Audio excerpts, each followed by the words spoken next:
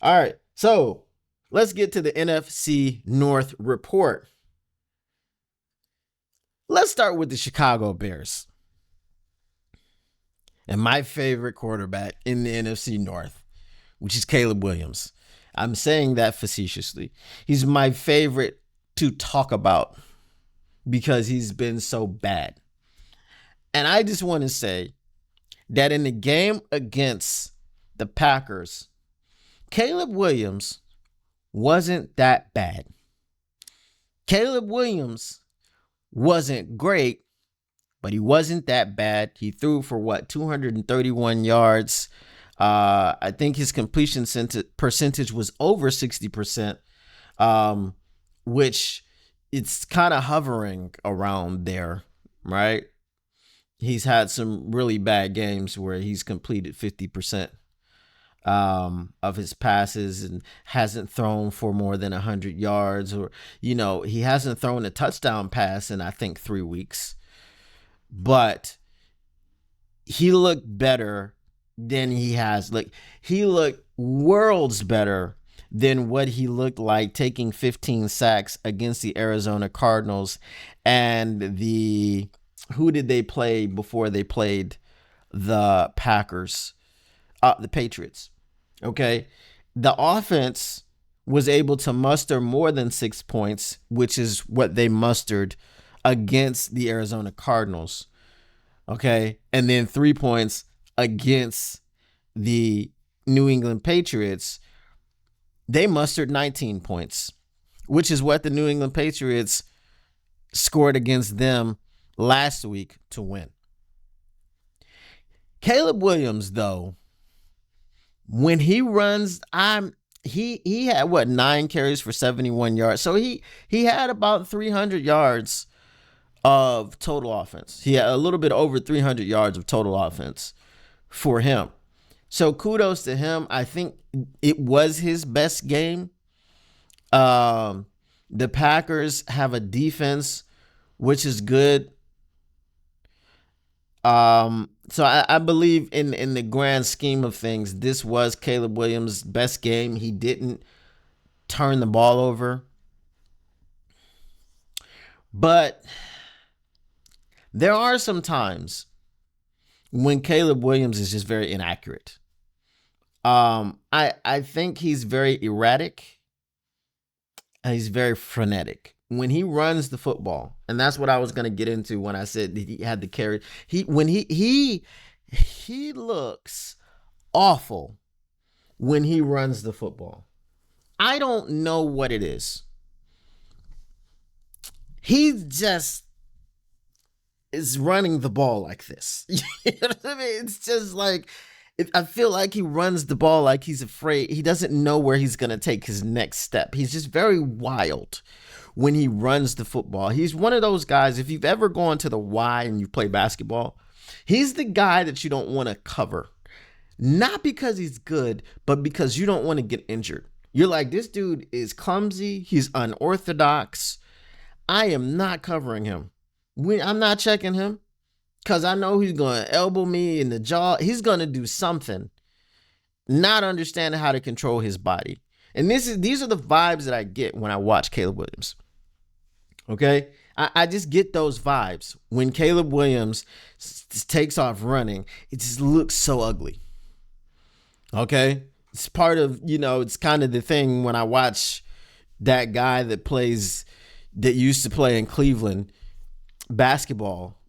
When I watch his game, it's just so ugly. It's not enticing.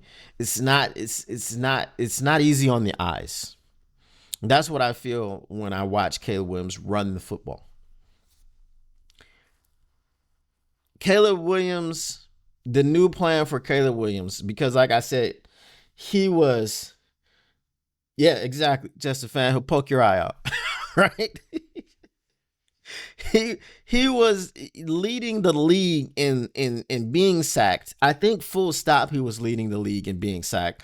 But he was leading the league in being sacked when he held the ball for 4 seconds. Or how do you hold the ball for 4 seconds? Well, when you look at Caleb Williams' play, he doesn't generally know how to let a play die. Throw the football away. Now, can this be changed? It can be. Maybe he's listening to Thomas Brown and just wasn't listening to Shane Waldron. Maybe Thomas Brown is the guy that is going to get through to him. But within the game plan, there were a lot of short throws. There were a lot of throws behind the line of scrimmage or right around the line of scrimmage. There were a lot of screens, whether they were running back screens, traditional, whether they were wide receiver screens, try to get the ball out to DJ Moore on the outside and try to get him the blocks and let him run for it. Same thing with Keenan Allen and same thing with DeAndre Swift. There was a lot of that going on.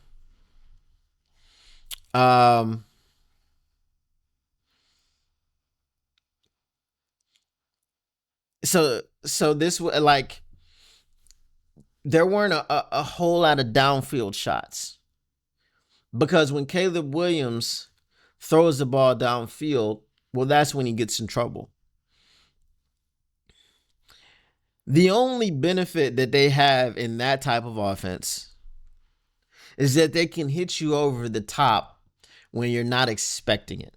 And you're not expecting it, just like when you come down and you load the box to stop the run, and then they hit you over the top with play action. It's the same concept. Instead of it being run heavy, it was just really quick pass heavy. So this is what the Chicago Bears were doing against the Green Bay Packers. If they continue to do that, then Caleb Williams will begin to look a lot better throughout the rest of the season. And the reason is because you're taking the thinking out of the game. If you're telling him 1-2 throw, right? If you're telling him snap, turn, throw, if you're telling him that this is a half a second situation, remember, and I hate to bring this up because, we're all Detroit people and Detroit fans. Monty Williams, remember he had that 0.5 offense or something? You had to make a decision in 0.5 seconds, or you had to get into the action in 0.5 seconds. This is what they're doing for Caleb Williams right now. Okay? Anyone that has had any type of success against the Lions has done things like this because it mitigates the pass rush. Okay? If you think back to the first game, Hutch I think he got to Safford once because that's what they were doing. I mean, it wasn't that short, but they were just getting the ball out really quickly. I think it was like an average of 2 seconds or, something like that, 2.1. This Caleb Williams thing, like I said, it was 0.5. It was just really stand up, snap the ball, throw the ball. As soon as it touches your hands, you're throwing it. But then when you looked at a team, and we talked about this in the pregame, you looked at the Tampa Bay Buccaneers. Well, Baker Mayfield likes to hold on to that thing, and he likes to launch it down the field. Hutch got 4 sacks.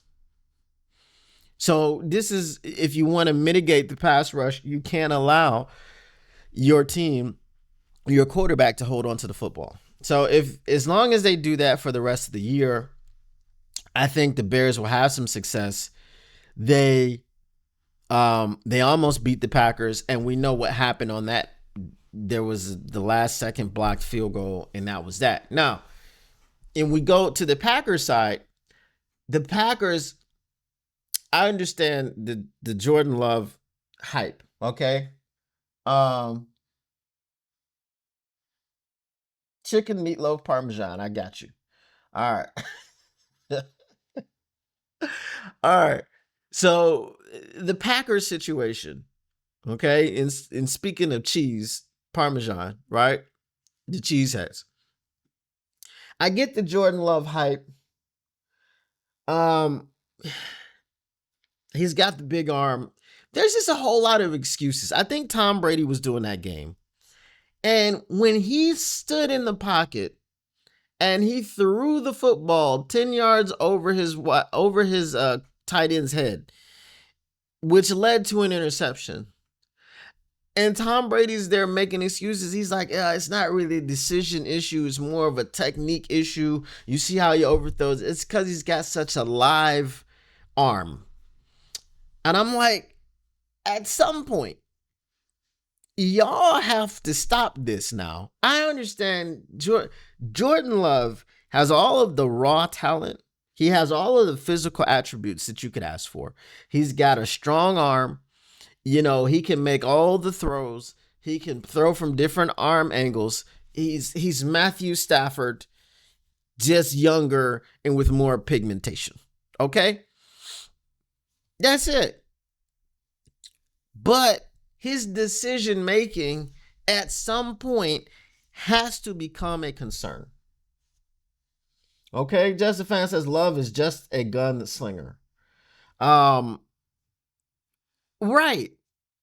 So the decision making needs to be called into, called to task. Jordan Love, I counted at least one more interception that he should have thrown. There was a play late in the game where he threw a pass to Christian Watson. Okay, and this both of these things are going to come into play. I'm going to mention two plays in this drive. He threw the ball to Christian Watson down to about, it was inside of the 10 or the 15. Okay, I'm not exactly sure on the exact down or yardage situation, but it was inside of the red zone. And I think it was, around the 10-yard line. He threw it into double coverage. The safety over the top of Christian Watson fell down after this ball was thrown, mind you. It's not like Jordan Love saw him fall down and he was like, oh, that's it. I'm going to throw the football. And I know Tom Brady was like, sometimes you got to give your guys a chance. Listen, you don't throw the football into double coverage to give the guys a chance. There was a better throw. Remember, he did the same thing in the divisional round against the San Francisco 49ers last year in the playoffs. He threw the ball into triple coverage instead of taking another throw. He throws it into double coverage. Kirby Joseph's back there. That's getting picked. Okay, so the decision making is bad. So he throws it down there. The guy falls down when Christian Watson is going up to make the catch, right? So, it doesn't look as bad as it was because the guy fell down. And like I said, he fell down while the ball was in the air. It was already in the air. Okay, it was as Christian Watson was kind of putting his hands up to try to catch the pass. Safety fell down. Okay, cool. Catches that pass. Now, they have 4 cracks at the touchdown because, like I said, they were down around the 10-yard line. No, they had to be inside of the 10. And here's why, because it was first and goal. So they had to be inside of the 10. So they have 4 cracks at the end zone. Jordan Love on 4th down. Okay, and this is why I couldn't understand. At the time, the score was 19-13 or 19-14. You had gained nothing. There was zero momentum after you threw this ball down into, into end goal territory. Zero momentum, nothing. So then it gets to 4th and goal. Jordan Love decides, with no ability, unless you are Lamar Jackson, there's no other quarterback other than Lamar Jackson or Michael Vick that could have run the ball in from where he was against the defense that he was facing.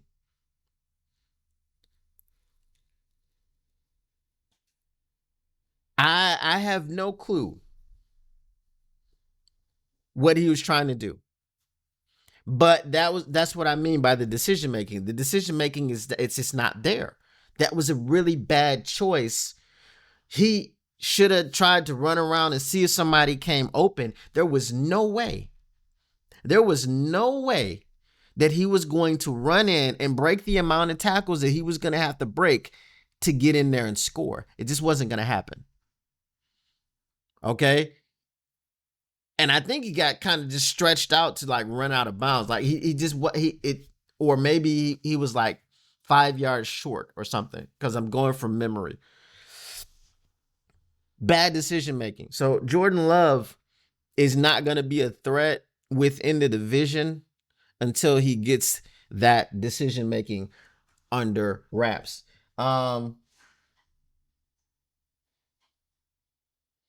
Lone Spoon says Williams and Love are both hero ball players. Love is just a little more refined when compared to Williams. Absolutely. Absolutely. And I've been saying that about Caleb Williams. I said that about Caleb Williams when he got drafted, right? The hero ball situation is what's going to sink him in the league. All right, so let's move on to the Vikings. The Vikings and Sam Darnold. Sam Darnold, and not to spend too much time on this, it's one of those situations. Sam Darnold is in the same category as Jared Goff. Jared Goff is a quarterback who has a narrative around him, who nobody outside of the franchise that he plays for, not even the franchise that he plays for sometimes, wants to say, that's not true. The difference between those two people is that Jared Goff has made clear strides to be different. Jared Goff has made clear strides in his ability to disprove that narrative. He's easily rattled. He's not efficient.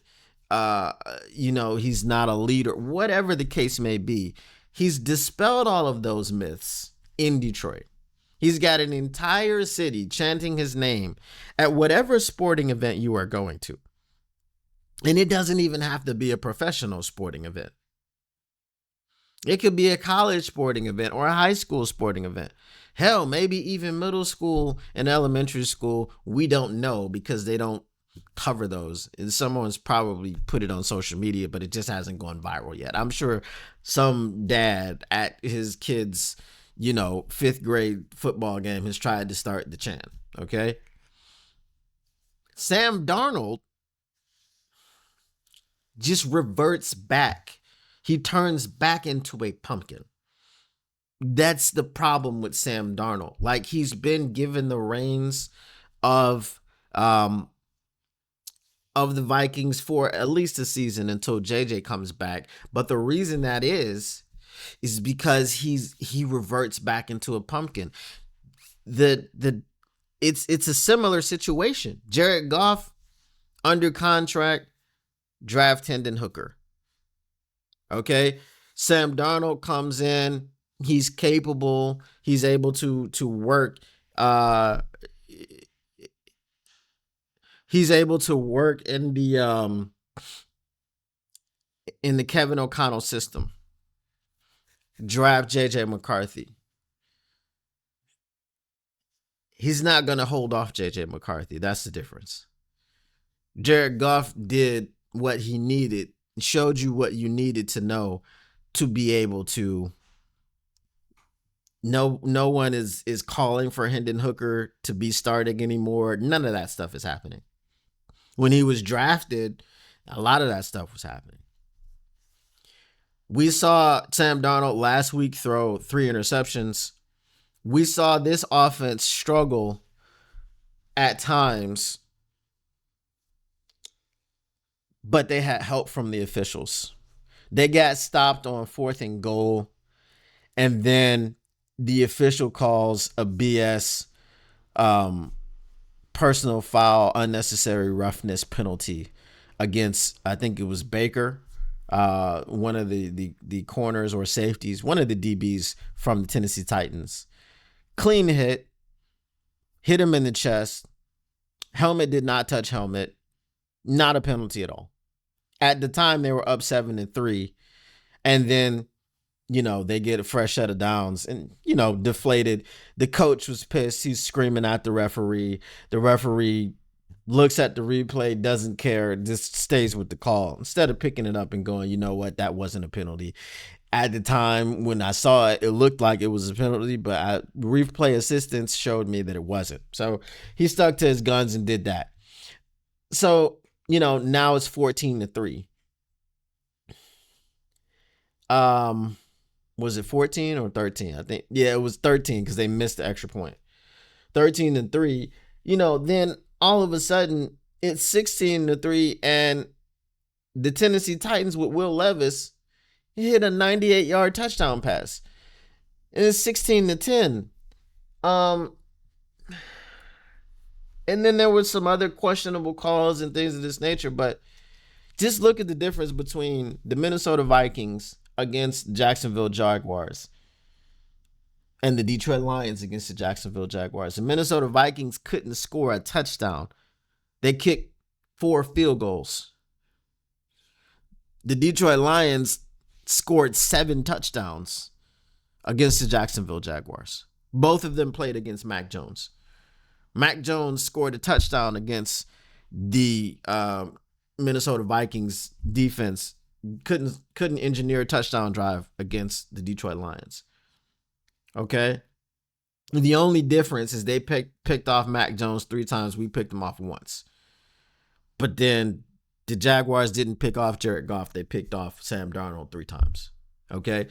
So this is the difference between the teams. I know Minnesota is number 2 in the division. Green Bay is number 3 in the division. Chicago, we'll see what Chicago is and this new offensive coordinator, what his effect is going to be next week when they play the Minnesota Vikings. It just so happens for them they're going to have 3 games within the division, and that's a very rough stretch. Divisional games are physical. Divisional games are more mentally taxing. So it's going to be tough for them. Especially if they don't beat the Minnesota Vikings, and in whatever way they lose in, then they have to come into Detroit on Thanksgiving. I know they're going to have some extra motivation, but are they going to be able to do it? I'm not so sure that they will be able to.